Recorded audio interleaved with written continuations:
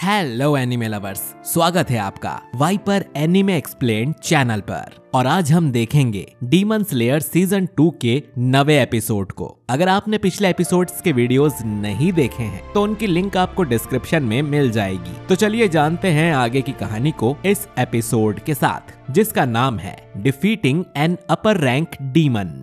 अब तक हमने देखा कि तांजीरो के साथ उजुई, जेनित्सु और इनोसुके भी लड़ाई के मैदान में आ जाते हैं, लेकिन उन पर दोनों डीमंस बहुत भारी पड़ रहे थे। उनकी मदद करने हिनात्सुरु भी यहाँ आ जाती है और विस्टेरिया पॉइजन से लिपटे हुए ढेर सारे कुनाई ग्यूटारो की ओर फेंकती है। ग्यूटारो उनसे बचने में डिस्ट्रैक्ट होता है और तब तक उजुई उसके पैर काट देता है और ग्यूटारो काफी शॉक में आ जाता है कि अब वो क्या करे। उजुई और तांजीरो की तलवारें भी ग्यूटारो की गर्दन तक पहुंच चुकी होती हैं। हिनात्सुरु ऊपर से ये सब देख रही होती है और पास्ट के बारे में सोचती है, जब वो उजुई और बाकी दोनों वाइफ्स के साथ उजुई के मरे हुए भाई बहनों की कब्र पर जाते हैं। उजुई कहता है कि वो कभी इनके साथ दारू नहीं पी पाएगा, इसीलिए वो जाके एक जापानीज दारू कब्र पर चढ़ा देता है और कहता है कि मैं तुम सब के बदले की फ्लैशी लाइफ जी रहा हूँ अपनी तीनों वाइफ्स के साथ। चारों फिर खाना खाने बैठ जाते हैं, जहां हिनात्सुरु उजुई से पूछती है कि क्या उसे अपने भाई बहनों की याद नहीं आती। इस पर उजुई कहता है कि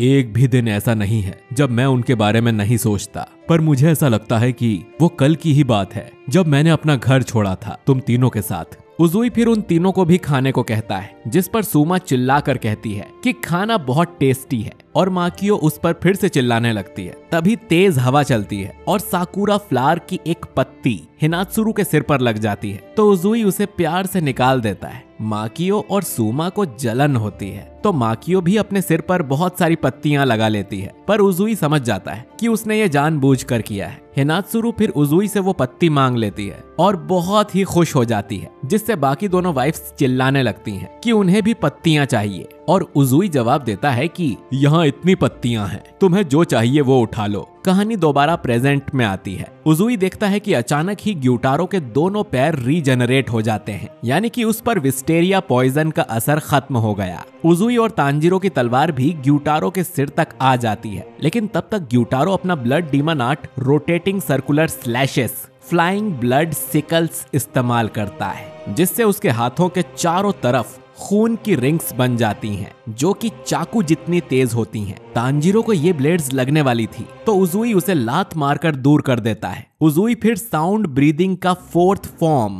कांस्टेंट रीसाउंडिंग स्लैशेस यूज करने लगता है, जिससे वहां काफी सारे धमाके होते हैं। पर अटैक रुकते ही वो देखता है कि ग्यूटारो वहां से गायब है। इतने में उजुई के पीछे से डाकी के रिबन्स आने लगते हैं, जिस पर हिनात्सुरु उसे बचने को कहती है और उजुई बच जाता है। वो हिनात्सुरु की ओर देखता है तो हिनात्सुरु कहती है कि आप ग्यूटारो को मारने की कोशिश करते रहो, मैं डाकी का ध्यान भटकाती हूँ। इतने में हिनात्सुरु के पीछे से ग्यूटारो आ जाता है और उसका मुंह पकड़ लेता है। उजुई बहुत घबरा जाता है और उसका पूरा ध्यान भटक जाता है, जिससे डाकी के रिबन्स उसे पूरी तरह अपने अंदर कैद करने लगते हैं। उसे एक दिन याद आता है जब शाम के टाइम वो और उसकी तीनों वाइफ्स एक खाली ग्राउंड में सनसेट देख रहे होते हैं। सुमा कहती है कि काश वो भी एक ड्रैगन फ्लाई जैसे उड़ सकती, पर माकियो उसे फिर बकवास करने पर चिल्लाती है। तभी हिनात्सुरु हंसती है और कहती है कि लॉर्ड उजुई एक बार किसी अपर रैंक डीमन को मार दें, उसके बाद हम सब फ्रंट लाइंस की लड़ाई छोड़कर आम लोगों की तरह ही जिंदगी जीना शुरू कर देंगे।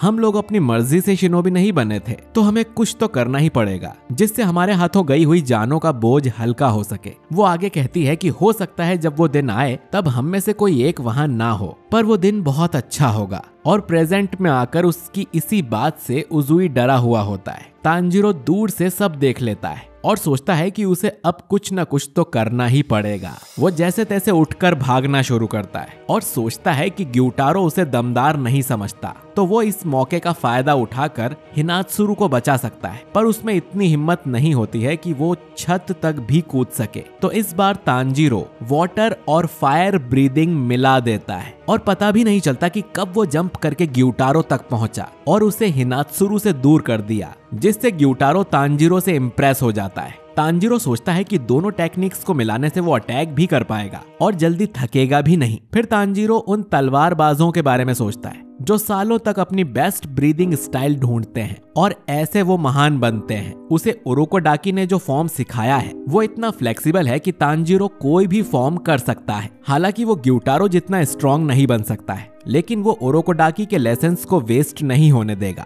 ग्यूटारो को समझ नहीं आता कि तांजीरो अचानक कैसे आया, और इतने में उजुई भी रिबन्स को चीर कर ऊपर आता है और अपनी तलवार ग्यूटारो की गर्दन तक ले आता है। दूसरी तरफ हम इनोसुके और जेनित्सु को देखते हैं जो डाकी से लड़ रहे थे। उन्हें भी काफी चोट आ चुकी होती है, पर इनोसुके देखता है कि उजुई और तांजीरो मेन डीमन को मारने वाले हैं, तो वो और गुस्से में आ जाता है क्योंकि उन्हें डाकी का गला भी सेम टाइम पर ही काटना पड़ेगा। डाकी के वार से वो बच तो पा रहे थे, लेकिन उसके नजदीक जाना मुमकिन नहीं था। अब इनोसुके गुस्से में डाकी से और तेजी से बिना सोचे समझे लड़ना शुरू कर देता है, तो सोता हुआ जेनित्सु उसे आकर शांत होने को कहता है और ये भी कहता है कि उन्हें दोनों सिर एक टाइम पर काटना जरूरी नहीं है, बस इस बात का ध्यान रखना है कि उनके सिर वापस ना जुड़ पाएं। इनोसुके उसकी बात सुनकर चौंक जाता है। तुम तो बिल्कुल ही अलग इंसान बन गए हो। वहाँ उजुई और तांजीरो की तलवारों को ग्यूटारो अपने सिकल्स से रोक देता है और हंसने लगता है। वो कहता है कि तुम्हें लगता है कि तुम मेरी गर्दन काट सकते हो, और इतने में दोनों की तलवारों पर ग्यूटारो की स्किन कब्जा करना शुरू कर देती है। उजुई मौका देखकर अपनी दूसरी तलवार को ग्यूटारो तक लाता है, पर तभी ग्यूटारो अपनी गर्दन पीछे तक घुमा लेता है और अपने दांतों से उस तलवार को भी पकड़ लेता है। फिर ग्यूटारो दोबारा अपने हाथों से ब्लड रिंग्स बनाता है और तांजीरो को खुद से दूर करके उजुई को अपने साथ ले जाता है। तांजीरो देखता रह जाता है, पर तभी पीछे से डाकी की रिबन्स उसके और हिनात्सुरु के पास आती है। उन्हें जेनित्सु और इनोसुके संभाल लेते हैं और तांजीरो से पूछते हैं कि क्या तुम लड़ सकते हो। तांजीरो हाँ कहता है और हिनात्सुरु को यहाँ से जाने को बोलता है। हिनात्सुरु भी हाँ करके छुपने चली जाती है और अब तांजीरो, इनोसुके और जेनित्सु मिलकर डाकी से लड़ते हैं। तांजीरो देखता है कि उजुई अकेला ग्यूटारो से लड़ रहा है, जबकि उसकी बॉडी में जहर फैला है, मगर तांजीरो अभी कुछ नहीं कर सकता है। तीनों डाकी से लड़ते रहते हैं, पर उन्हें महसूस होता है कि डाकी को अभी तक कोई फर्क नहीं पड़ा है। इसके चलते तांजीरो कहता है कि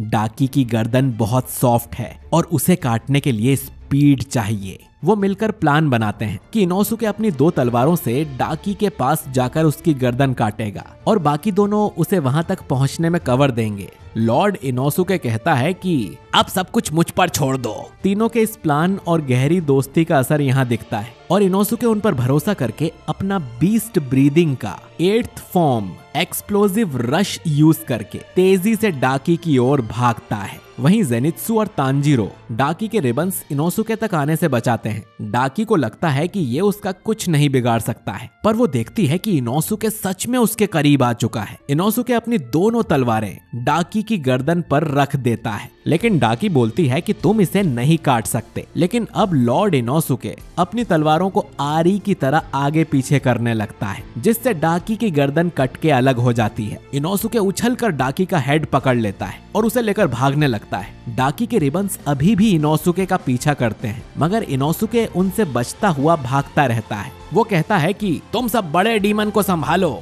तब तक मैं इसकी गर्दन को कहीं दूर ले जाता हूँ ताकि तुम इससे बच जाओ। और तांजीरो को भी यही सही लगता है। डाकी का सिर इनोसुके से उसे छोड़ देने को कहता है, पर इनोसुके नहीं सुनता है और उस पर हंसने लगता है।